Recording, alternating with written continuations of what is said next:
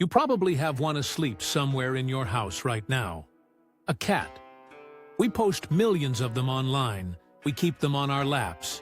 We treat them like tiny purring members of the family. The Japanese have loved cats for over 1,000 years, but they also learned to fear them. Because in the old stories, a cat that lives long enough stops being a pet. It learns to stand on two legs, to speak with a human voice, and to wear a human face. The soft little creature in your lap is one quiet step away from a monster, and tonight we're going to meet it. Cats weren't always here. The story goes that they arrived in Japan more than 1,000 years ago, brought over with Buddhist monks to guard precious scriptures from mice. For centuries they were so rare and valuable that only nobles could keep them, prized for protecting silkworms and sacred books alike. People adored them. And yet, from the very beginning, there was something about a cat that never sat quite right. It lived in your home, ate from your hand, and still looked at you like it knew something you didn't. That small, quiet unease is exactly where the monster begins. In folklore, the rule was simple and chilling. A cat that lives long enough will change. Not all at once, but slowly. As the years pile up, an ordinary house cat could become a Bakeneko, a changed cat. Exactly when it happened depended on who you asked.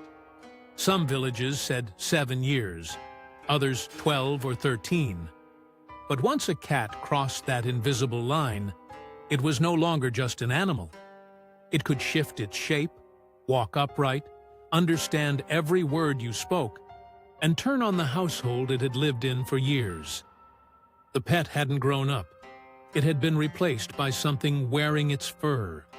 The first sign was often a small, strange habit. People would wake in the night to find the cat at the lamp, lapping up the oil. In old Japan, lamp oil was cheap fish oil, and a cat raised on rice and scraps craved that fat, so it would rise onto its hind legs to reach the wick. Picture it. A dark room, a low flame, and the silhouette of your cat standing like a person, its face lit from below as it drank the light away. To anyone who stumbled onto that scene, it didn't look like hunger. It looked like an omen, and the legends only grew darker from there. The worst Bakeneko stories all share the same nightmare. The cat doesn't just haunt the house, it takes it. In tale after tale, the creature kills the woman who raised it, hides the body, and then puts on her shape, moving through the home as her, speaking as her, sitting at the table as her, while the rest of the family slowly senses that someone they love has been hollowed out and replaced. By the time anyone understood what had really happened, the person they were grieving had been gone for a very long while. Not every sign was so deadly. One of the most famous, passed around in Edo period essays, was almost absurd, and somehow that made it worse. People told of catching a cat alone at night, a small towel draped over its head, dancing. Just dancing, on two legs, in the dark, when it thought no one was watching. There's something deeply wrong about that picture. Not a beast lunging to attack, but your quiet little pet doing something private and human while you slept down the hall. A thing you were never, ever meant to see. Eventually, the fear hardened into one legend above all the others, the monster cat of Nabeshima. As the tale is told, a samurai loyal to the Nabeshima lord was killed in a bitter quarrel, and his grieving mother took her own life. Her cat lapped up her blood and became something else. Night after night, it slipped into the lord's castle in the shape of a beautiful woman, draining his life as he slept, while his guards mysteriously dozed and his strength bled away. Only when one faithful retainer forced himself to stay awake through the dark was the creature finally cornered and cut down. It was pure theater, dramatized for the kabuki stage centuries later. But for its audiences, it simply confirmed what they already half believed. So, why cats? Of all the animals people lived beside, why did this one become the shapeshifter, the corpse thief, the thing in the dark? Look closely, and you can almost watch the fear take shape. A cat's eyes change with the light, the pupils slitting and widening like nothing else in the house. Stroke its fur on a dry night, and it sparks under your hand. It moves without a sound, sees in the dark, and keeps a thread of pure wildness no matter how gently you raise it. It lives inside your world, but never fully joins it. People didn't fear cats because they were strangers. They feared them because they were close and still unknowable. That unease clung most tightly to death. All across Japan, people warned each other never to let a cat near a corpse, that if one leapt over a coffin, the body inside might sit up and move. Out of that dread came the kasha, a cat-shaped demon wreathed in fire that drops from the rooftops during funerals to snatch the bodies of the wicked and drag them away. The household guardian had quietly become a creature that fed on the dead. And even now, in some places, the old rule still survives. Keep the cat out of the room where the body lies. And if a cat lived longer still, it reached its final form. As the years stretched on and on, the tail of an old Bakeneko would split clean down the middle into two, the unmistakable mark of the nekomata, the forked cat. These were the worst of all, bigger, crueler, and said to raise the dead and work them like puppets. A whole funeral's worth of corpses lurching at the twitch of a tail.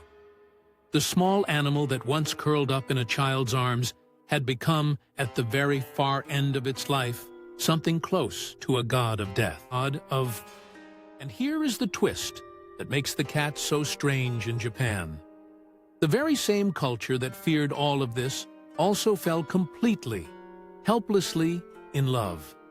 There's a temple in Tokyo, Gotokuji, where the story goes that a cat once raised its paw and beckoned a passing lord in through the gate, sparing him from a sudden lightning strike. In gratitude, he made the temple rich, and from that single raised paw came the maneki-neko, the beckoning cat of fortune you've seen in 1,000 shop windows. The same animal that once wore a dead woman's face had become a little statue that means luck, money, and welcome. But the lucky cat and the monster cat were never really opposites. They grew straight out of the same root, the feeling that a cat is never quite ours. We don't truly know what it's thinking when it stares at a blank wall, or why it sits and watches us sleep. A creature that mysterious could just as easily bless a home as curse it. So people did both at once, setting a beckoning cat by the door for fortune, while still keeping the real one well away from the dead. Love and fear, aimed at the very same small animal, at the very same time. These days, it looks like love has won. Japan has whole islands now, places like Tashirojima, where cats wildly outnumber people, descendants of the cats once kept to guard the silkworms, lounging on docks and doorsteps, while visitors travel from across the world just to be near them. And online, the cat has conquered everything. We share them by the billions, an endless flood of soft, sleepy, harmless little faces. The old terror of the Bakeneko has melted almost completely into something we simply cannot stop adoring. And yet, sit in a quiet room late at night with a cat on your lap and just watch it for a while. Watch the eyes narrow to slits and then open a little too wide. Watch it stare intently at a corner where there is nothing at all. For 1,000 years, people who lived far closer to these animals than we ever will looked at that exact face and saw something patient hiding behind it.